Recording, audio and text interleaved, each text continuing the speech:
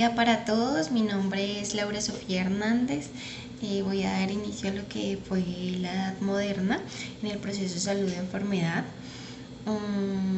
Esta etapa inicia con la caída de Constantinopla en 1453 y el descubrimiento de América en 1492. Para nuestro tema, lo que es salud y enfermedad, tenemos dos periodos importantes. Uno que es el Renacimiento. Aquí encontramos lo que fueron las plagas en Europa, lo que fue la peste. Otro hecho importante fue que surge lo que es el humanismo. Esto se da en Italia y hablan del humanismo como un movimiento filosófico y cultural, donde se considera ya al ser humano y al hombre como seres pensantes y sintientes. Esto en cuanto a los valores de la persona. También encontramos lo que es el desarrollo de la anatomía. Fue un aporte grande a todo lo que es la medicina. Tenemos el desarrollo del arte y uno de los anticipos para lo que es la microbiología. El otro hecho importante de estos dos periodos que mencionaba, tenemos también lo que es la ilustración. Aquí se desarrolla lo que es el método científico y nombramos y lo que se nombran mucho a Galileo, a Newton, fueron como los grandes contribuyentes a este método. También paralelo todo lo que fue lo que es el microscopio, todos los aportes que dio, los aportes que da la microbiología y demás. Tenemos también un hecho en lo que es la ilustración y lo que gran enmarca esto fue la inoculación de la viruela. Ahí fue donde nace la primera vacuna. Esto fue en 1796 que lo hace James Phillips con un niño voluntario. Realizan este procedimiento y pues ahí está como el hecho importante de la inoculación de lo que es las vacunas. Buenos días, mi nombre es Daniela Hernández. Voy a hablarles de la microbiología en la Edad Moderna y el microscopio. La microbiología aparece a finales del siglo XIX, los cuales podemos determinar que la microbiología tuvo 4 etapas en el desarrollo. El primer periodo, que se extiende desde la antigüedad hasta llegar a los primeros microscopistas. La segunda etapa es desde 1675 hasta el siglo XIX, donde arranca con el descubrimiento de microorganismos por Leeuwenhoek. El tercer periodo, que es el cultivo de microorganismos, y llega sobre el siglo XIX. Y la cuarta etapa o cuarto periodo, que es desde el siglo XX hasta nuestros días. El invento del microscopio empezó en el siglo XIX, donde habían inventado las lentes para corregir la visión, y allí empezó a surgir la curiosidad por aumentar las cosas de tamaño. La primera referencia segura que tienen del microscopio fue en 1621 por Constantin Huygens, quien tenía su taller de un instrumento magnificador que recibió el nombre de Microscopium en 1625 en la Academia de Lindsey en Roma. El descubrimiento de los microorganismos fue obra de un comerciante holandés que se llamaba Anthony van Leeuwenhoek en 1632 a 1723.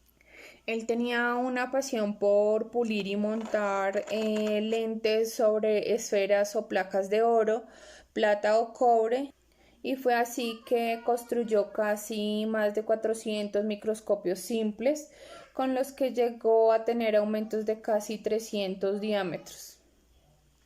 En 1683 él descubre las bacterias, por lo que él es considerado el padre de la microbiología. Y así es como se dice que inicialmente el microscopio fue inventado por Zacharias Hansen en 1590, pero en 1607 Anton Van presenta un microscopio con el que se puede ver de mejor calidad que el de Hansen. En 1665 aparece la obra de William Harvey sobre la circulación sanguínea y Robert Hooke publicó su obra llamada Micrografía. Él no reveló nunca durante su vida los secretos con los que él inventaba o podía ver a través del microscopio, y su muerte en 1723 donaron más de 26 de estos aparatos a la Royal Society de Londres. El humanismo surge en el siglo XVI en Italia. Se inició como un movimiento filosófico y cultural, donde consideraban al hombre como un ser pensante y sobre todo que siente. Esto ayudó a que Italia se convirtiera en el motor intelectual de la época. También este movimiento va a ayudar a cambiar el trato hacia los pacientes en los hospitales del mundo, porque hay que tener en cuenta que en esta época a los hospitales enviaban a las personas o a los rechazados sociales, entonces a las prostitutas, a los alcohólicos, a los leprosos, a las personas con trastornos mentales, y casualmente las enfermeras eran las prostitutas, donde solamente les interesaba asegurar un techo y una comida, por lo cual pues su enfoque o su prioridad no era darle una buena atención a los enfermos o a las personas que allí residían. Debido a esto, San Vicente de Paúl crea la Cofradía de las Hermanitas de la Caridad, donde capacitó a muchísimas mujeres en un trato humanizado y digno a los pacientes. También cabe resaltar que en los hospitales también infundían muchísimo la religión católica y que pues su trato, recalco, no era el mejor hacia los pacientes. Hay diversos personajes importantes, por ejemplo, Thomas Heidemann se consolidó como el padre de la semiología, Ambrose Paré como el padre de la cirugía moderna, pero me quiero centrar en 6 personajes. El primero es Andrés Vesalio, el cual inició los estudios en anatomía, diseccionando, abriendo el cuerpo humano para saber qué había por dentro. Se alió con el pintor Jan van Calcar y de esta alianza nace el libro de Humani Corpus Fabrica. Este libro causó muchísima controversia en esa época porque todavía habían personas muy teocentristas que pues obviamente consideraban esos estudios como una profanación al cuerpo humano, pero en sí esto le ayudó muchísimo a los médicos posteriormente para saber cómo tratar las enfermedades o cómo funcionaba el cuerpo humano. El segundo es Zacharias Jensen, el creador del microscopio, que fue un invento maravilloso, ayudó a estudiar la materia viva y a encontrar los diversos agentes que causan la enfermedad. El tercero es Edward Jenner, médico inglés, el cual creó la vacuna contra la viruela y pues ayudó muchísimo a reducir los índices de mortalidad de la población en esa época, pues sus cifras eran alarmantes. Los otros 3 fueron Isaac Newton, Galileo Galilei y Gottfried. Ellos 3 surgieron en la época de la Ilustración, en el siglo XVIII, y dieron paso al método científico, el cual se centraba en observar, experimentar, analizar y plantear hipótesis. Esto ayudó y le dio un plus a la medicina para poder crear diversos inventos o encontrar diversas patologías en el cuerpo humano. En conclusión, la Edad Moderna fue una época de grandes cambios y controversias. Uno de los más relevantes fue el descubrimiento del microscopio, ya que a partir de este empezaron a surgir nuevos conceptos y nuevos pensamientos frente a la enfermedad.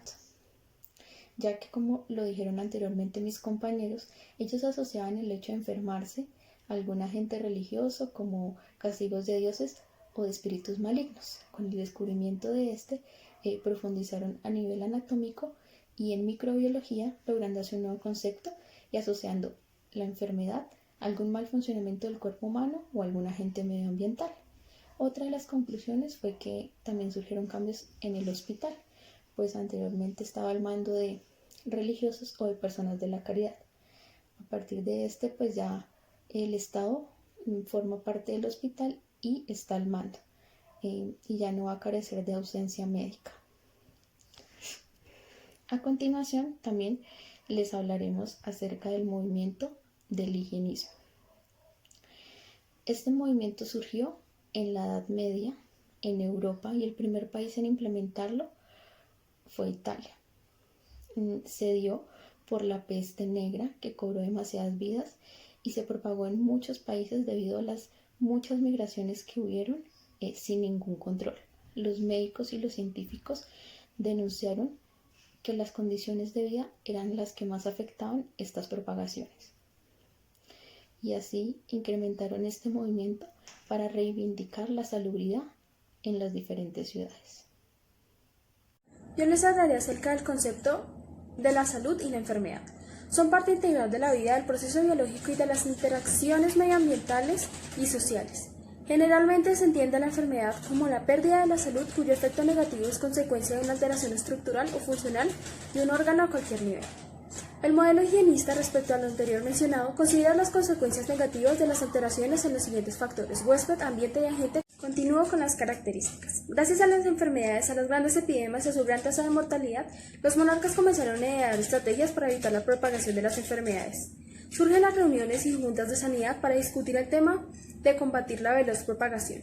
La conquista de América produjo que a este continente llegaran diversas enfermedades tales como lepra, influenza, viruela y sarampión. La llegada de vecinos nuevos trajeron condiciones inmunológicas y enfermedades. Vamos a hablar sobre el modelo higienista preventivo y sus aspectos acá en América y en Colombia. Recordemos que con la llegada de los europeos al nuevo continente, ellos no llegaron solamente con sus creencias, sus costumbres, sus dogmas religiosos, sino que también llegaron con sus enfermedades. Y esto en un nuevo continente donde se notaba la falta de recursos, la mala economía, escasez de médicos, de hospitales. Todo esto hizo que los problemas de salud se volvieran difíciles de tratar. Y todo esto conllevó a una serie de cambios. Por ejemplo, acá en Colombia se promulga la Ley 30 de 1886, con la cual se crea la Junta Central de Higiene, con la necesidad de generar una estructura sólida y unas políticas de salud más adecuadas. El presidente López Pumarejo visitó la Academia Nacional de Medicina con el fin de que le indicaran cuál era la mejor forma de organizar la higiene y dar una mejor asistencia pública en Colombia. En aquella época se distinguían dos tipos de pestes, las pestes chapetonas y las pestes formales. Las chapetonas eran las que llegaban con los forasteros en las embarcaciones y las pestes locales eran las que se daban entre los nativos de cada comunidad. Recordemos también que en aquella época, como no había un ente regulador, eran los corregidores los que se encargaban de tomar las decisiones ante las epidemias o ante las pestes. Y en los sitios donde no había un corregidor, la función la cumplían los sacerdotes o los curas de cada localidad.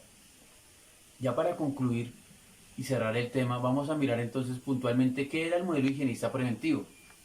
Se concluye entonces que ellos, en este modelo, ellos miraban el proceso de enfermedad como la alteración de múltiples factores causales, lo que hoy en día conocemos como la alteración de la tríada ecológica, la alteración entre el huésped, el ambiente y el agente. Recordemos también que con aquel modelo se cambió el pensamiento de modo personal a modo social, ya que antiguamente se pensaba más en un modo preventivo como el lavado de manos, el lavado de sábanas, y pensaban que con eso era suficiente, pero con la llegada de las epidemias tuvieron que cambiar ese pensamiento y pensaron más en comunidad. Ahí es donde nace el principal objetivo del modelo higienista preventivo. ¿Cuál es? Evitar la propagación en tiempos de epidemia y pandemia. Por ejemplo, se lo podemos asociar hoy en día a los tiempos que vivimos actualmente con el virus del SARS-CoV-2, COVID-19 o coronavirus, donde se implementaron aislamientos preventivos y aislamiento social con el fin de evitar la propagación de este virus.